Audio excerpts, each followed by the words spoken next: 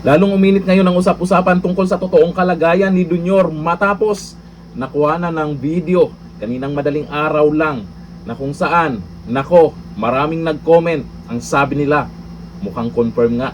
Pero bago yan, bago natin panoorin ang video na yan, ay may doktor daw na, doktor ng St. Luke's daw na nagsalita matungkol dyan.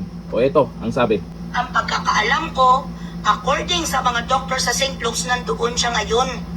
Ang sabi nila sa akin, nagagrabe. Totoo ang istorya nga may overdose na nangyayari. Di gusto niya na gani siguro.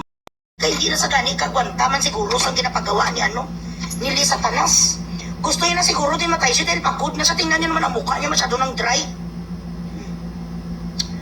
May mga pa-family picture pa Esther ko no last year pa to ya. Hindi na reset last year. Sang, ang sabi ng mga musang sa akin, na mga nagbubook ngayon sa mga tickets sa mga anti-Duterte, marami na daw ngayon na nagbubook ng ticket papuntang Europe. Totoo kaya yung sinasabi ni Eloy Bugris? Kasi nitong nakaraan lang may kumontra na rin sa kanya tungkol po doon sa sinasabi niyang confirmed stage 4 daw. Ngayon tungkol naman daw sa overdose. At nabanggit nga niya dyan, doktor daw ng St. Luke's, pero hindi po natin alam kung gaano katotoo yan kasi itong si Eloy Bugris, alam po natin, may sariling ano po ito, source kung saan kumukuha siya ng info. Ang tanong dyan, itong kumakalat ngayon, totoo kaya yan? Kasi may update post po ang ating Pangulo na kung saan sinasabi nilang yun, last year pa daw. Kasi mataba pa siya doon. Na itong nakaraan, mayroong live stream. Mataba din siya doon. Alam po natin na huling nakita po natin yan sa media, talagang pumayat naman talaga siya. Yun nga lang, nakakaduda nga. Bakit sa mga inilabas na video, inilabas na picture, mataba siya. Pero ito, may bagong video po. Hindi ito video na post po ni, sinong nagpost na ito? Chinito Tisoy. Na mayroong bus dyan at napakaraming escort, maraming mga pulis. Ito, ang video. Security, sino ang hinahatid nila? Yan. Presidential security. Yan nga. Sino kaya ang may sakay dyan? Bakit may ganyang kaganapan?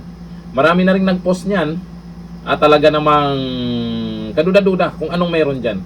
Malay natin, iba ang may sakay dyan, di ba? Kaso nga lang, na i-connect nila dito sa issue ngayon, sa totoong kalagayan ni Junior. Ano nga ba ang totoo? Kasi maraming naniniwala sa kabila ng banta nila na kakasuhan daw itong mga nagpakalat ng fake news. Sa ngayon, wala pa namang kinasuhan. Pero itong mga nagsasabi na ganun nga daw ang nangyari, patuloy pa rin sila. Hindi sila natakot doon sa sinasabing makakasuhan. Ibig sabihin yan, malakas ang loob nila. Ano kaya yung pinagbasihan nila na sinasabing totoo nga ang nangyari kay Junior at eto may video na, ang daming mga pulis. At marami na rin mga nagpost sa St. Luke's daw, marami daw ganun, marami na rin daw mga nagbabantay. Sa tingin nyo, sa mga, siguro naman lahat naman tayo ay aware na po sa mga kumakalat ngayon sa social media matungkol sa kalagayan ni Junior.